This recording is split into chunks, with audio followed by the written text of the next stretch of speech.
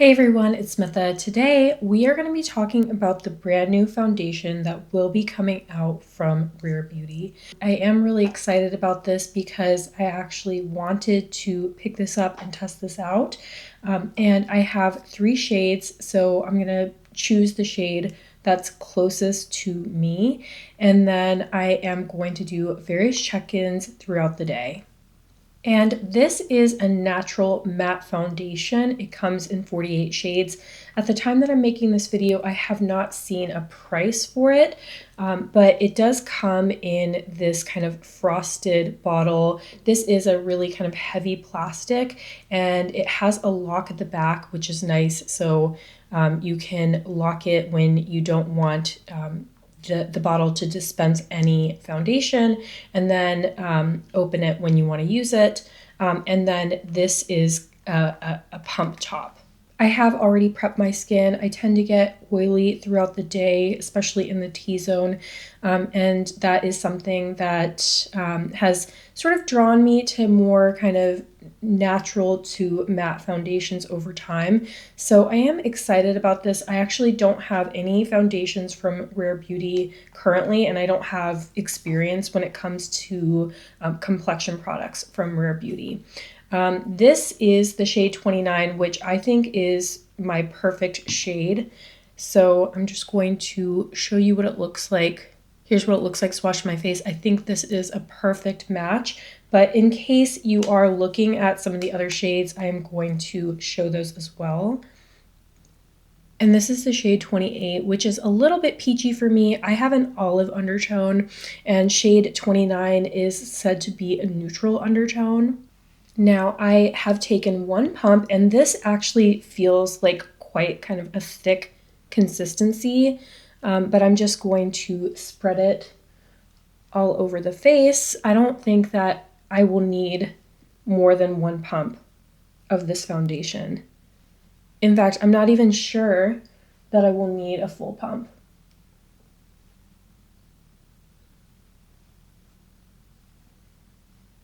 And then I'm just going to take the Rare Beauty foundation brush and blend that into the skin.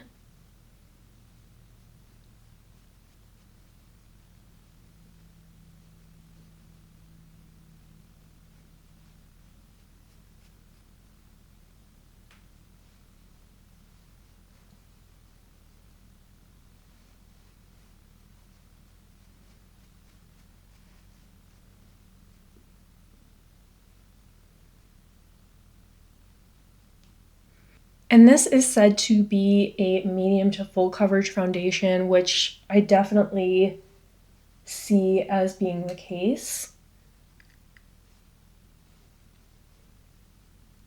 With a lot of my medium coverage foundations, I feel like I have to use a concealer and just cover up a couple of kind of deeper spots, and I don't feel like that is the case here. Okay, here's what the foundation looks like all blended in. I think 29 really is a perfect shade match for me. I actually didn't even use a full pump, so I don't think that you necessarily need to use a full pump when you're doing your face.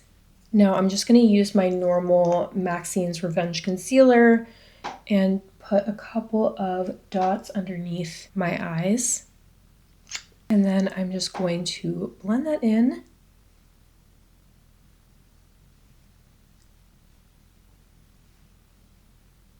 All right, really liking the way that my skin looks, but I'm gonna go ahead and set with a powder now.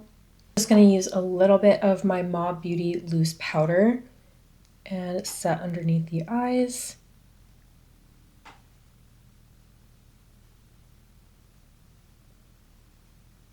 And then the T-zone.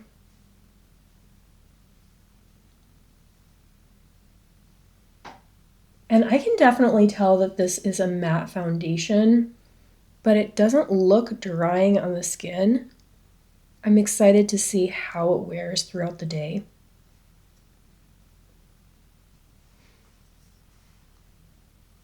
All right, and here is how my skin is looking like after foundation, concealer, and powder. All right, I went ahead and finished up my makeup. I really love how everything turned out, and I set everything in place with the setting spray from Charlotte Tilbury. So I'm gonna go ahead and check in with you throughout the day to let you know how this foundation is wearing. And here I am about an hour into wearing the foundation in sunlight, filming on my iPhone. Not even the back camera. I am really happy with how my skin is looking.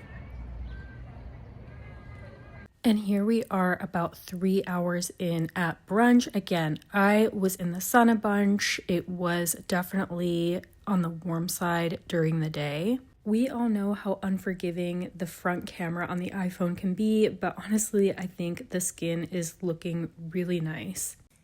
All right, it's 1:50 and I have had this foundation on for about 4 hours. I've been outside. It's a decently hot day. I am definitely pretty happy with this oil control.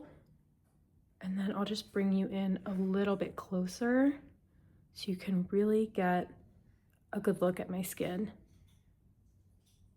If you look really close, you can see some of my areas of hyperpigmentation, but honestly, I feel like those are covered up really well. Coverage is nice, and I like that I'm not becoming too dewy as the day goes on. I think we'll really put this foundation to the test when we get to that 8 to 12 hour mark, so I am very curious to see how things go. All right, I'm off to get coffee, and at this point, we are at the 6 hour mark. Although my makeup has been lived in, I still feel like it looks pretty fresh. Okay, we are at the 8 hour checkpoint, and for a lot of people, I feel like this is probably as long as they would wear the foundation. I still feel like my skin looks really nice. I think that some of my oils are coming through, but really, really nice oil control so far, and still great coverage. Let's just get a little bit closer so you can see my skin up close. And I will do a couple more check-ins this evening as well.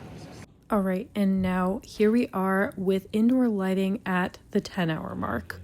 All right, I have had this foundation on for 12 hours and I wanted to do one last final check-in before I go into the studio lighting, because I know that my T-zone is going to look dewier than it does here, but I honestly feel like my skin looks really great when it comes to specifically the oil control.